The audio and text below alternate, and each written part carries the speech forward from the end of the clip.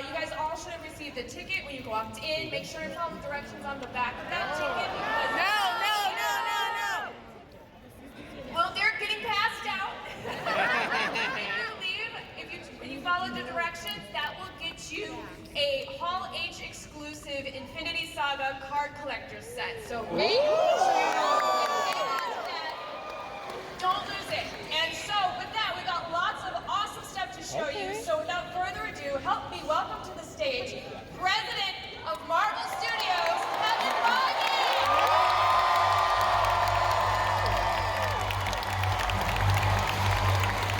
Everybody, hello, Hall H. Wow. The Infinity Saga is complete. Thanks to all of you. We started here in Hall H. Who was here for the first time we showed footage? Awesome. 23 interconnected movies, from Iron Man 1 to Spider-Man Far From Home. The Infinity Saga complete. I never thought it would happen, and it never would have happened if it were not for all of you. So thank you. It's true. You know, as long as we're thanking people and thanking all of you, I also want to thank Alan Horn, our chairman of the Walt Disney Company, Alan Bergman, our co-chairman, Bob Iger, who runs the whole place. The Infinity Saga would not have happened, I promise you, without their support and their guidance and their care. So you should be very appreciative to them as well. And I'm also going to do something that we've never done before, but it seemed right to do today. I want to introduce you to the Marvel Studios staff who made every one of these movies.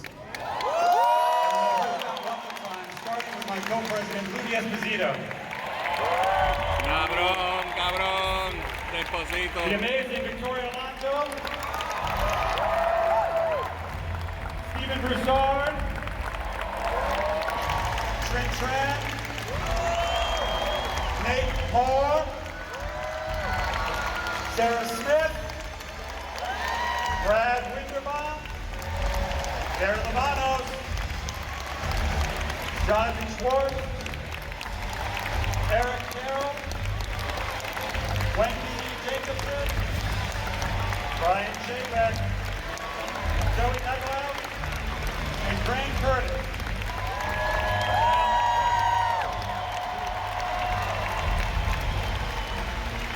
Now listen. I know we don't look like much, but the fact is, all of these people bust their ass 24 hours a day, 7 days a week, some of them for a decade or more, to make the movies that you just saw in that little piece. Every single one of them, many of them are working on things I hope you love someday, but I want you to hear it, and let's hear it again for them, please. And I think it's also, I want them to stay out here when I tell you that I literally just heard from our folks in Disney Distribution that within a matter of days, Avengers Endgame will be the biggest film in history. The biggest film of all time. Now, you have to shout out to Mr. James Cameron, who held that title for a long time. If you adjust for inflation, he still holds the title. And he'll probably get the title again as soon as he puts out another movie. But right now, today in Hall H, thanks to you, Avengers Endgame is the biggest film of all time. Thank you. All right, please. Thanks very much. Watch your step. If you see them out and about, be careful. Be gentle with them. It's very precious folks here. Now.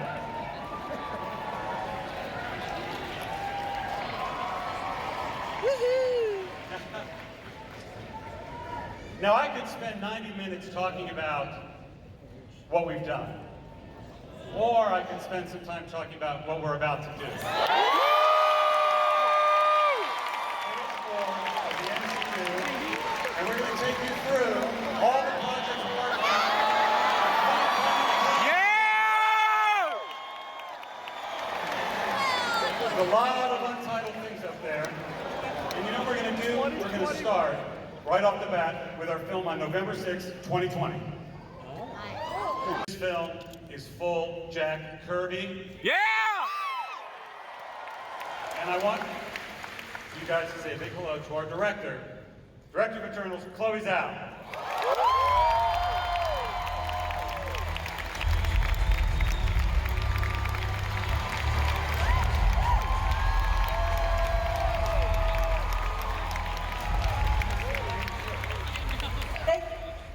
Show everybody your shirt. It says, I had friends on that Death Star.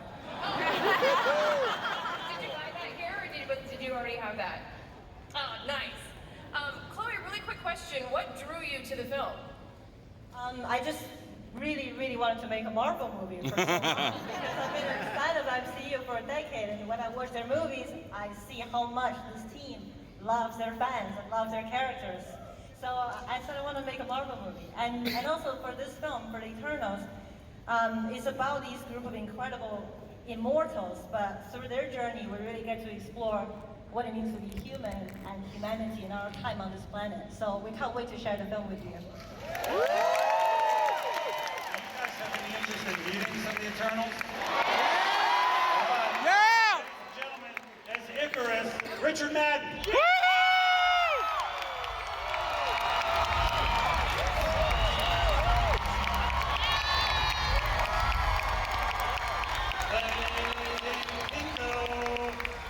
Johnny!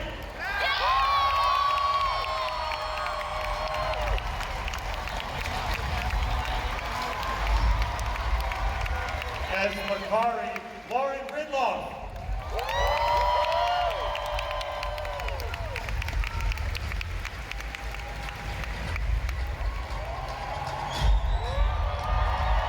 As Bastos, Brian Tyree Henry.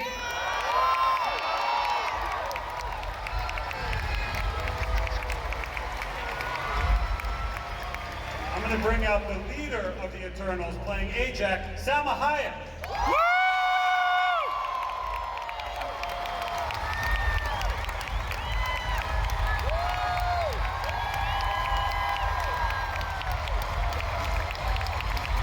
Let me introduce, playing Sprite, Leon the Cube.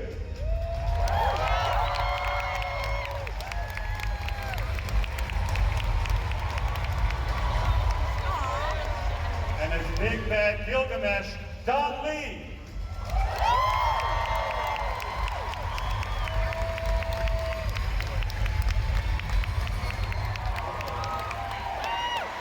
And finally, unbelievably, playing Thena, Angelina Jolie.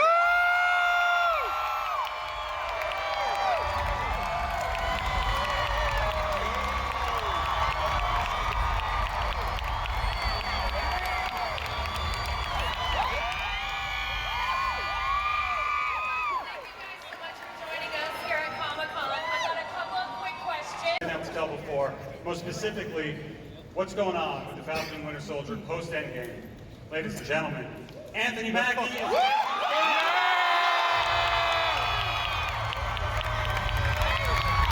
Oh shit! Oh shit!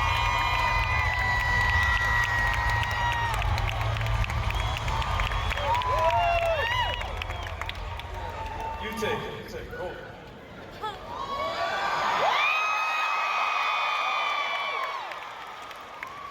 That's enough. Let me get it back. No, we. All right. Sorry. Hey, be careful. You want to do a little I was not borrow expecting this. vibranium Like- to be like that that. heavy. You can talk to me. What'd you say? I said I wasn't expecting vibranium to be that heavy. That shield is legit. Yeah, we get that a lot. Yeah, I'm very impressed.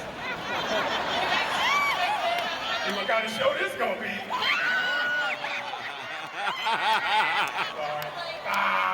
Having a kid and only picking him up with one arm all the time, so one arm is totally discombobulated with the other. Sure. Yeah.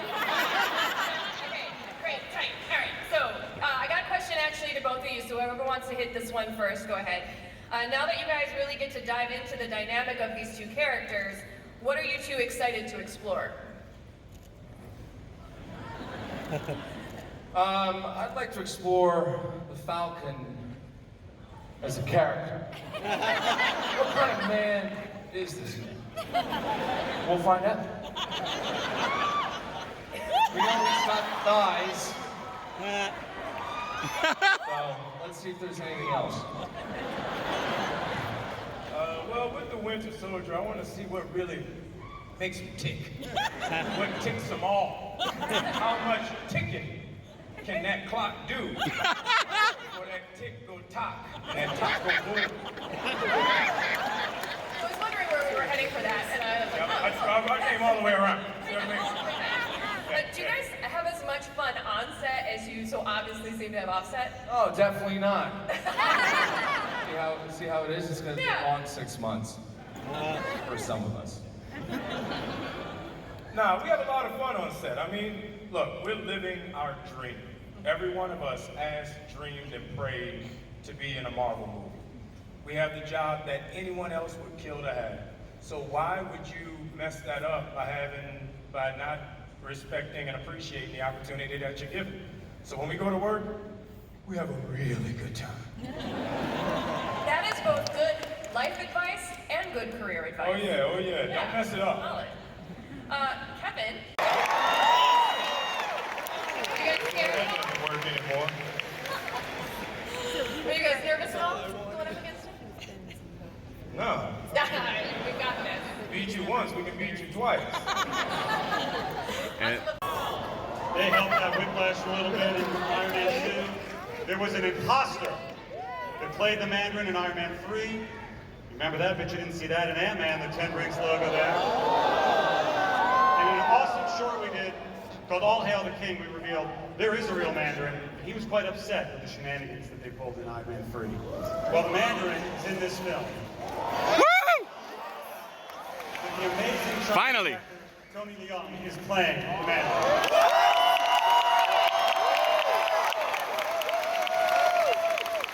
Also joining the cast of this film is the incredible Aquafina.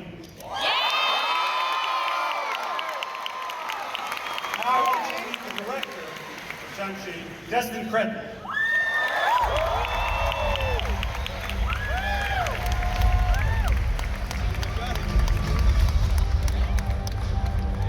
Hi, everybody.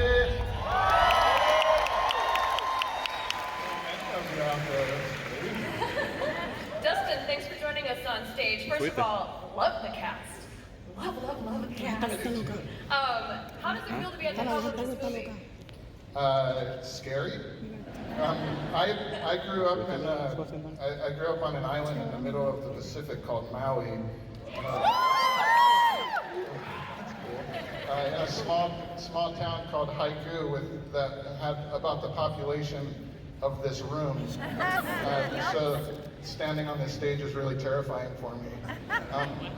But what's really cool is I grew up with friends who were Japanese, Chinese, Caucasian, Filipino, Portuguese, Korean. That's the norm in Hawaii, and it's so exciting to see Kevin and this amazing team begin to create an MCU that reflects all the beautiful colors that I see in this room.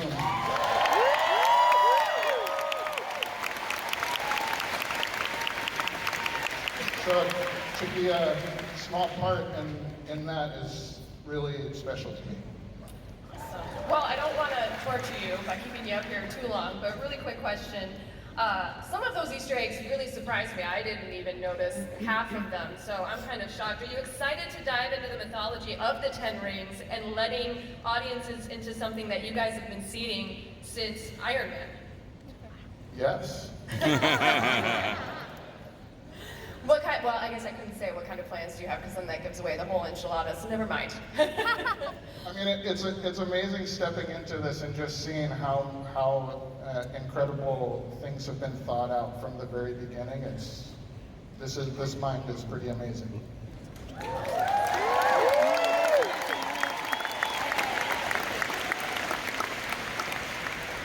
So speaking about cast, Oh shit. do you guys have anything to share?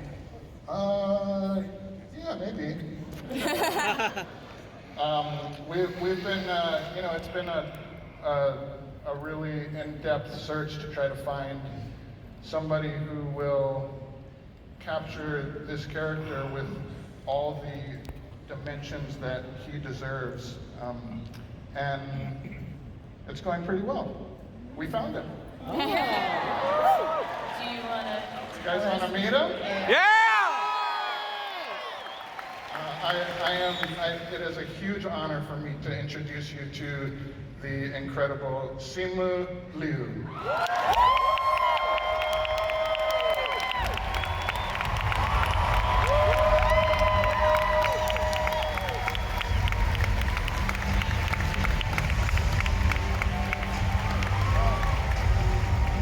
Wow！我自我介绍一下好不好？我的名字是刘思慕，我是哈尔滨出生的，多伦多长大的。今天我非常感谢漫威给了我这个机会扮演上旗。Did you guys get that, by the way? Not a damn thing. Okay, that's cool. If I asked this question, you've already answered it. I'm sorry. But when did you find out that you would be Shang-Chi? And how do you think becoming that part of the Marvel Cinematic Universe is going to change your life? Because it most certainly will. Okay, so here's where I have a bone to pick with Kevin, because I feel like I was like kind of this social experiment of like, let's just take this guy, this ordinary guy living in Toronto, let's tell him that he's going to be in the next Marvel movie and give him like 4 days to prep for it. So literally, guys, I was cast on Tuesday. I was casted on Sunday in New York, and this is just the craziest dream. I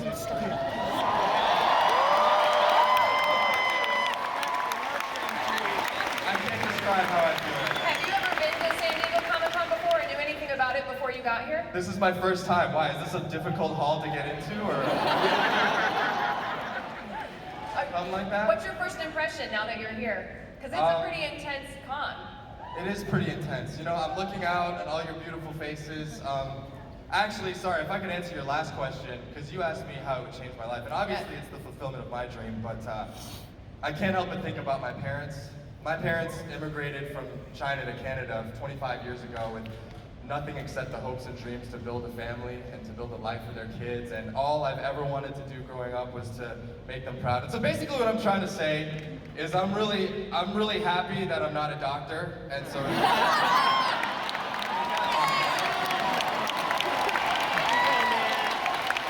that's great. This is the best crowd ever.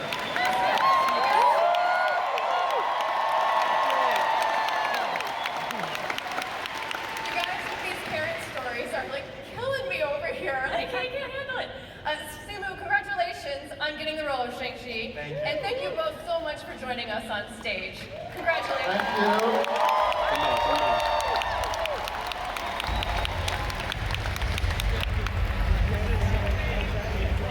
Thank you.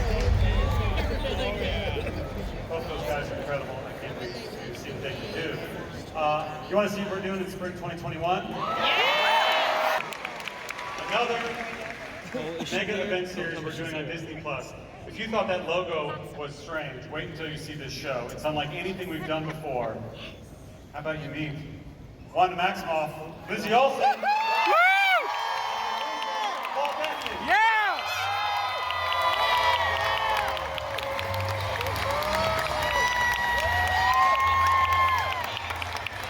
Este cabrón cada vez que sube la mano.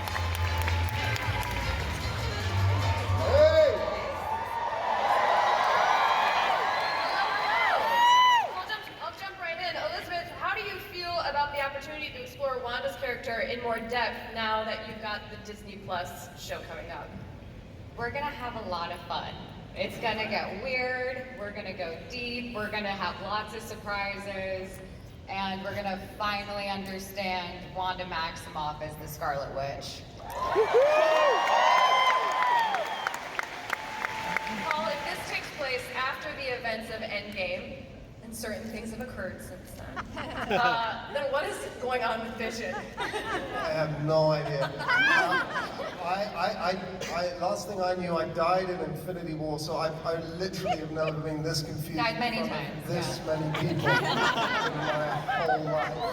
But All I can tell you is every time we get to do this, the stories get richer and richer, and this is the richest it's been, and we're so excited to bring it to you all. So I hope you love it, because it's going to be surprising and weird. I know, again, that you guys are pretty early on in this, but is there anything else you can share about the show? Well, it does take place after Endgame. There are some other characters who you've met before in the MCU that will appear in it. One of them, as a matter of fact, you met earlier this year as a little girl in 1995. Wonderfully, Captain Marvel's a little girl. On WandaVision, as an adult, meet your new Monica Rambeau, Tiana Paris.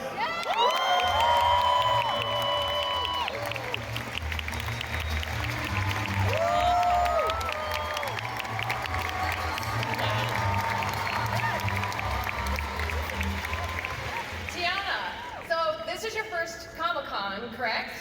And I heard you braved the show floor wearing a mask. So how did that all go down? It was hot. It was exciting. Feeling all of your energy. Thank you. I'm so happy to be here. I'm shaking. I'm from Hopkins, South Carolina, and this is really to be a Marvel superhero and Monica Rambeau.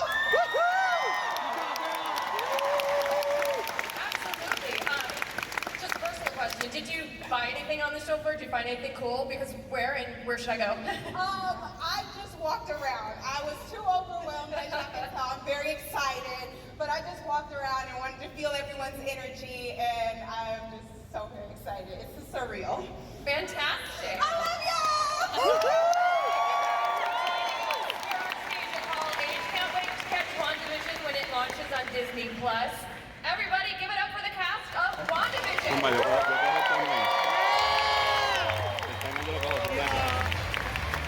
Que son besos.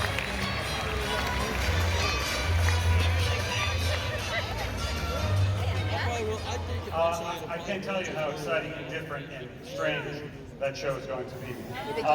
Speaking of exciting, it's coming to Disney Plus, and I know what you're saying. Didn't I see Loki die in Infinity War? You did, but what else did you see in Endgame?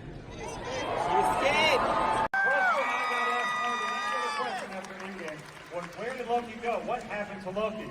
This series will tell you what happened to Loki right after that. He goes to a number of places. I don't want to spoil them, but I will spoil the first place he went. He came to Hall H.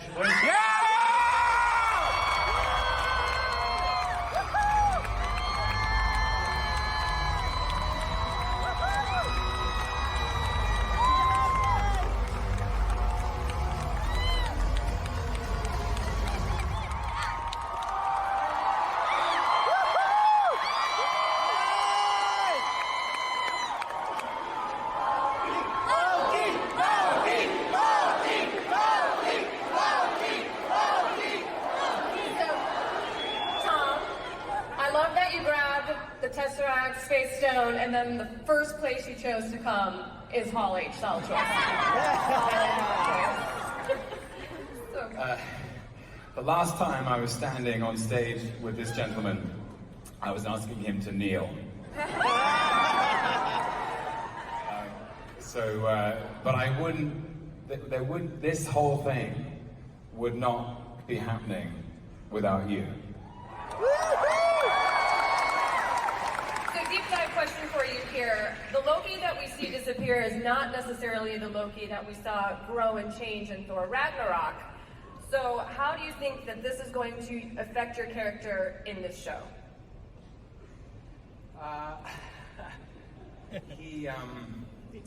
You guys saw Avengers, right? So he's still that guy. Thank you for joining us. What do you love most about the character of Doctor Strange, and what excites you about telling another story that surrounds him? I mean, what excites me about Doctor Strange is what made it great in the comics, that he doesn't fight villains from this Earth, or even from this universe, but from the multiverse, from other dimensions. So you get into all kinds of psychedelic weirdness, which this movie is going to. But when I came and talked to Kevin about doing a sequel, I said, I don't want to do just another sequel to do a sequel. If I'm going to do it, it has to go into the territory that drew me into the Doctor Strange comics in the first place, which is how they dipped into the gothic and the horror and the horrific, and we're going to make the first scary MCU film. Yeah! You had me at gone. You know what? No, it's PG-13. You're gonna like it. You know what excites me about Doctor Strange? What? The fact that Benedict Cumberbatch plays him. Yes.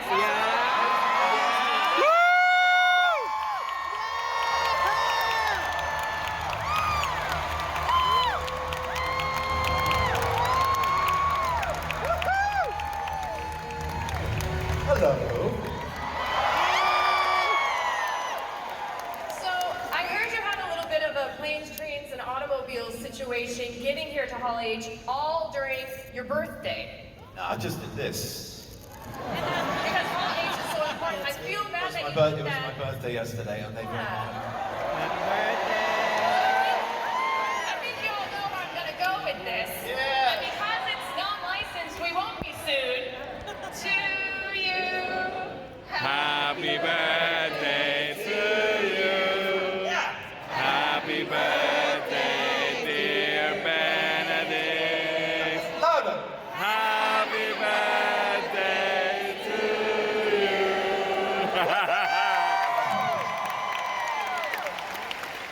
There's only one or two ways to go with that. There's the kind of like, oh no, you shouldn't stop. Just gotta take the love. So Doctor Strange has obviously gone through a lot, and his actions lead to the success of defeating Thanos. Yeah. And he's developed so much as a sorcerer, but also as a man. So what's next for him? Just easy softball questions. I think, yeah, just some, home economics and cooking, knitwear, and a kind of crazy line in horror. Look, I'm really excited to be at the dawn of this project, and I think it's vital to maintain the integrity of humor and stuff that we had in the first film, but with this twist of horror, which I think will really have people gripped. Is that twist of horror going to change any way that you approach him as a character at all, or? He'll be facing unexpected things. I think he'll be in a position, rather like the audience, of not knowing what's coming at him. There was a lot of authority to his character, I thought, in the Avengers iterations and even in Thor as well. So we're going back to kind of trying to destroy him. Kevin, again, being that it is Hall H, you know I'm going to ask you, do you have anything else you can share? Not much, obviously, early days, but when you have a strong sorcerer, it also helps when you have a strong witch. And the Scarlet Witch is appearing in this movie alongside her.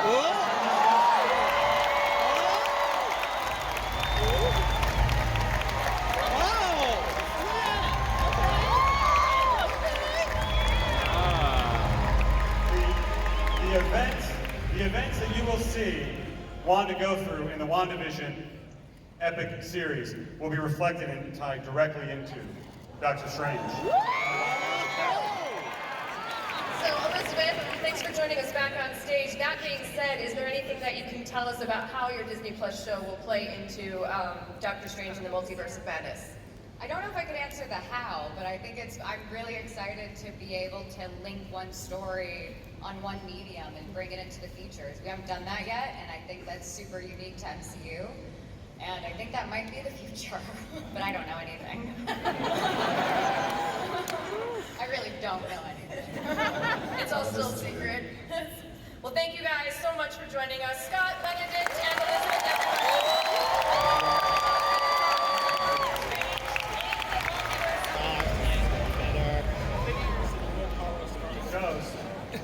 Now, the next thing we're going to talk about is for summer 2021, and it's something that Marvel Studios has never had an opportunity to do before. Yeah. The very, very first animated series ever from Marvel Studios. We've been working on these movies for 10 plus years. There are always ideas we have, always other things we want to try. And with this, all of those set in stone MCU scenes and experiences you've seen before, you'll see different versions of in this. Something incredibly exciting about it is that a huge majority of the actors from our movies are reprising their roles in very different forms in this animated series.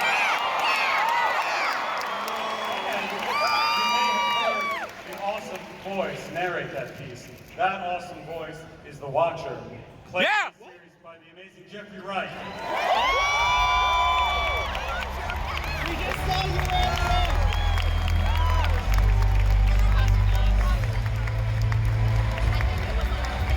Oh my God! So Jeffrey, how excited are you to play He's the the Watcher? Watcher. And what are you going to be bringing to the role Bernard. specifically for him? How excited are you to be here? I think that's my answer. I think you know, it's really exciting to be a part of the Marvel Cinematic Universe. Of course, it's also for me a way to get my son to return my texts. You know, we're thinking about doing this Marvel thing. What? Kevin Feige says, remember to take out the garbage. Oh, okay, when now? No, I'm terribly excited to be a part of this. This is like modern myth making. You guys thrilled to this stuff, so I'm stoked to be here. Is there anything that you can tell us about the role? Well, the Watcher is a being, a non-earthly being who observes all things. He's watching over the multiverse and occasionally may or may not intervene with the doings of Earthlings. Other than that, he's off doing his own thing, so I can relate to that as well. He's like the internet, he just sits back and makes comments. Well, we'll see. We'll see. It's also, well, you know, today is the 50th anniversary of the lunar landing. Yes. So the Watcher first appears in '63, I think, Fantastic Four, and he. There you go. He turns up on the moon. Because although today's the 50th anniversary, you know, the Watcher had a crib there ages ago, you know? So that's who he is, and we'll see where we take it. We can take it anywhere. Awesome, well I look forward to listening to you as the Watcher. Thank you so much for joining us here at San Diego Comic-Con. Thank you.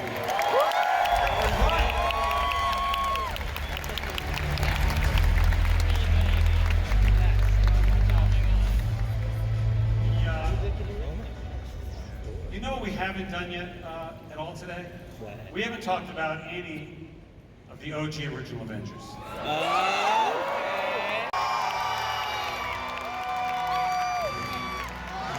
Holy shit!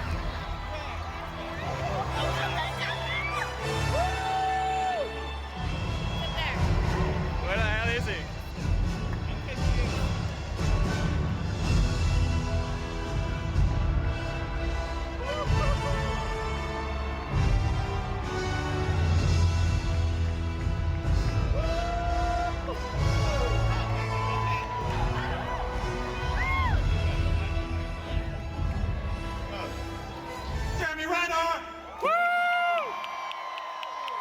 The Wizard of Oz, the man behind the curtain, makes it all happen, right?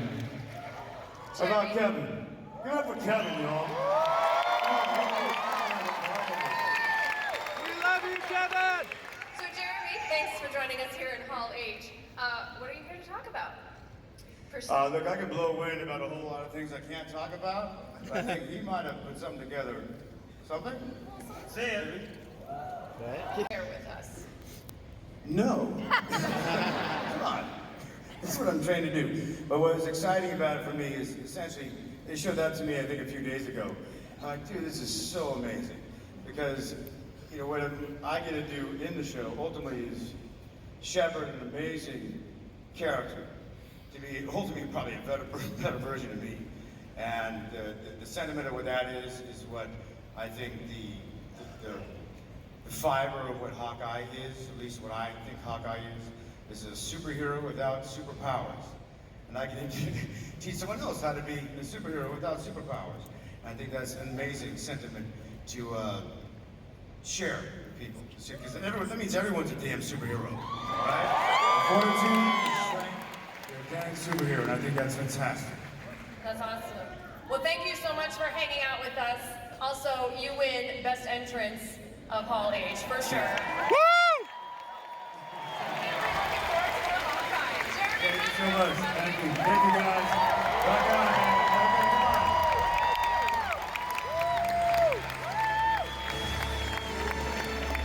Thank you, guys. Hawkeye. Rock on. Bringing Kate Bishop into the Oh my MCU. gosh, 2 more things. And, by the way, we'll explore more of his time as Ronin in this series. So, it looks like there's one more little untitled there towards the end. The film we have, third film of 2021, is this. Give it up for Chris Hemsworth!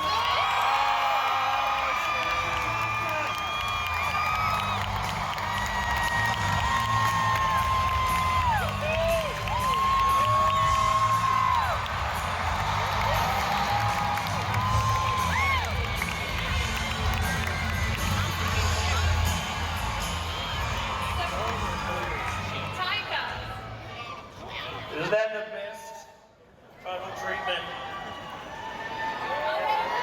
Oh, that's wrong. Taika, what have you got for storing us with us? And are we going to see Korg and Meek again? Sorry, can you? Oh, okay. I see where this question's going. Is there sort of like an ongoing relationship between Thor and Korg? Is it sort of like a thing that where they continue the friendship / love that they established in Ragnarok? Who knows? Who knows? Who knows? Who knows? That's the first time I've seen the that logo. That's brilliant. Whoa, love and Thor, thunder. love and thunder. Are you thunder on Because That's right. there's nothing more powerful in the world than love and Thunder. and the combination. I dropped this microphone, but it's too expensive. Chris, where are we seeing Thor headed in this film? Because he was hurting a little bit at the last one. He's heading to 7-Eleven. Got a little Netflix subscription, and he's Disney Plus, on the dude. couch, On Netflix. But who knows? You know, I think Tiger's got something pretty. Who knows? Only I do because they haven't read the script. So I've never seen the script. He's refused to show it to us. Yeah. That makes my next question to Tessa a little awkward, since I don't know if you would know, but day one as King of Asgard, what would Valkyrie first change in New Asgard? I think, first of all, as king, as new king, she needs to find her queen. So that would be her first order of business. She has some ideas. Keep you posted. And then, I don't know, what's cool about Asgard, you know, as it has already been mentioned, that Asgard is not a place but a people. So I think just reinvesting in her people, and a cool thing is to create refuge for any person that might need it. That to me is the idea of a perfect Asgard. So that's what she'll do. And then hopefully she'll hang out with Love and Thunder, which he is both to me. Create. The love I feel for him gives me thunder. Yeah. All of it. Hi Elsa, that's his wife. The thunder. So Taika, I know you love the comics. Is there any other particular storyline that you've pulled from? Yes. So there is, when we were shooting Ragnarok, I was reading one storyline by Jason Aaron called The Mighty Thor. And for those of you who know that storyline, it's incredible. It's full of emotion and love and thunder, and it introduces, for the first time, female Thor. So, for us, there's only one person Oh my god. who could play that role. No. Way. No. Only one. No, She's Natalie, here. Natalie. No. And introduce her to you now. Please welcome to the stage, Natalie Portman.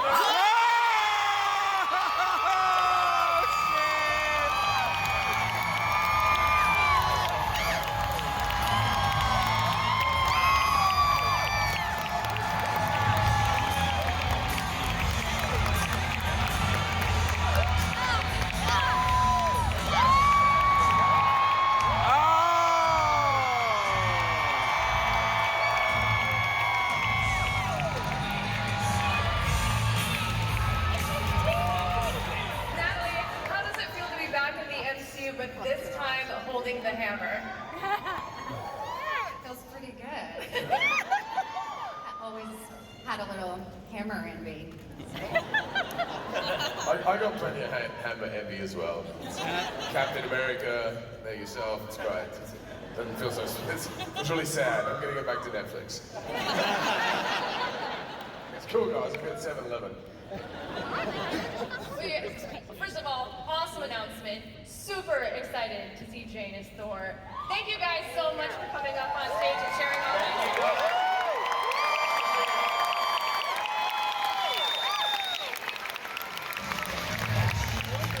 Ya no tuvieron a Natalie para nada.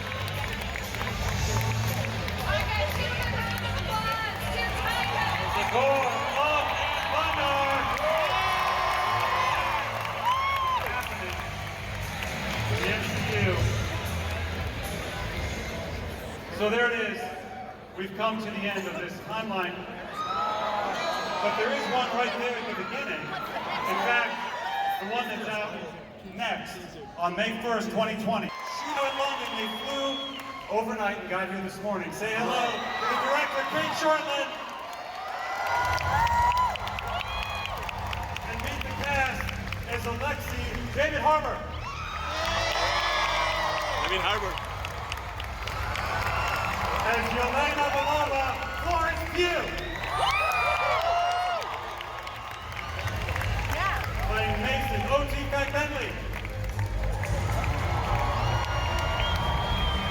As Melina, Academy Award winner Rachel Weisz.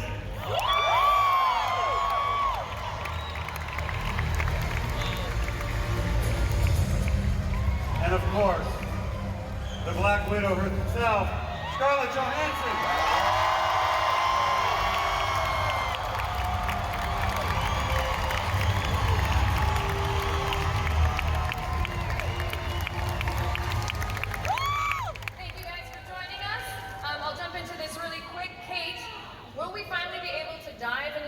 Into Natasha Romanoff's past and what made her ledger red in the first place. Yeah, I think that's what drew me to the story, is she has so many secrets and she's got so much vulnerability, and I think that's what makes her such a great heroine. And I think in this film we get to understand her past, and she gets to put all the pieces of herself back together and come out a whole person, and I think we're all excited about helping her on that journey.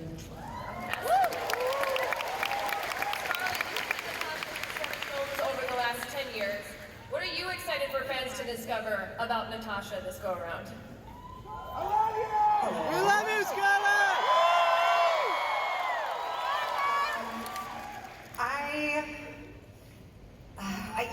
I don't think I could have played this iteration of Natasha 10 years ago. It would have been a very different film, and I get to play Natasha as a fully realized woman, and in all of her many facets, I'm excited for fans to see the flawed side of her, what she perceives to be the flawed side of her, and I'm looking to wipe out some of that red in my ledger, so you guys will be seeing a lot of that.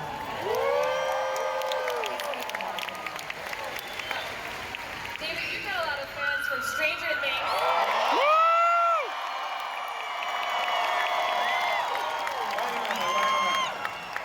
Come on, settle down. We're at the Marvel panel. Please don't give me my day job away. So you've been hitting Comic-Con pretty hard. Are you excited to expand your fan base now that you've joined the MCU? Who writes these questions? I'm excited to expand my fan base in the Marvel Universe. Hell yeah!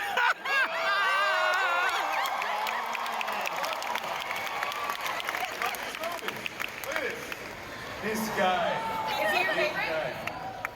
Captain America, your favorite? Oh, he's, I have complicated feelings about this man. We'll come to understand that later.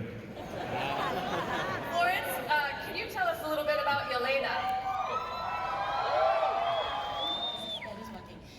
Yeah, I'm playing Yelena, sister figure to Natasha. One of them. This is my first Comic-Con, and it's totally nuts to be here. With this film, I can't even see the back of the room, which is nuts. I'm so excited to be a part of this family and our film and the MC universe. And I guess you'll have to watch the film to figure out the next bit, but yeah. Awesome, well thanks for joining us. I had no idea it was your first Comic-Con. It's my first! That's great. OT, your character is a contact from Black Widow's past, even before she was working with S.H.I.E.L.D. So can you tell us a little bit more about that relationship? Yeah, sure. This is actually my first Comic-Con Oh my God! as well. Congratulations! Amazing. A little overwhelming, but I'm fine. So yeah, I think they ostensibly have like a professional relationship. He's like a fixer, but there's a kind of like romantic undercurrent. You know, well, I mean, at least I'm kind of into her, but it's tough to kind of make a relationship work with a lady you're into who's, you know, an international killer. Kind of makes it tough. So yeah. Wait a minute, you have romantic feelings about me? Oh no, not in front of everybody. Okay, I've got something to say. Your character. Yeah, my character. My character has romantic feelings. Ah.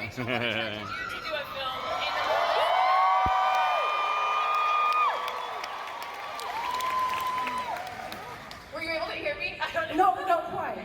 This is my first Comic-Con too. I come here as a visitor about 10 years ago, but it's my first time here up in this incredible room with these, is it thousands, right? People.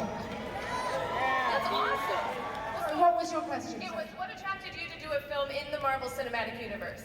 Well, what is more exciting than the mythology of the Marvel Universe? There is nothing more exciting and escapist and interesting, but also they really put at the forefront female, strong, powerful female characters, and Kate Shortland, our director, and working alongside Scarlett and Florence, two incredibly powerful female characters, and Melina, my character too, is a pretty tough chick. And these other wonderful female characters. Dave and Oti are awesome too. I love men as well as women. So Scarlett, I know that you guys just started shooting. It is Comic-Con, however, so did you bring anything else for Hall H? Oh my God, well, I mean, we've only been shooting for 30 days, but of course we brought something. Something to show you all. Don't be judgy. So I've got The cast had never seen that, so they came down there with you to watch it for the first time. So I've got 3 things I want to say. 1, very excited to see more of Natasha's backstory. 2, that fight scene was brutal and I absolutely loved it. I'm digging those hats. Oh, thank you. Yes. You get this whole thing? That whole thing. I don't suppose you might have brought 7,000 extra.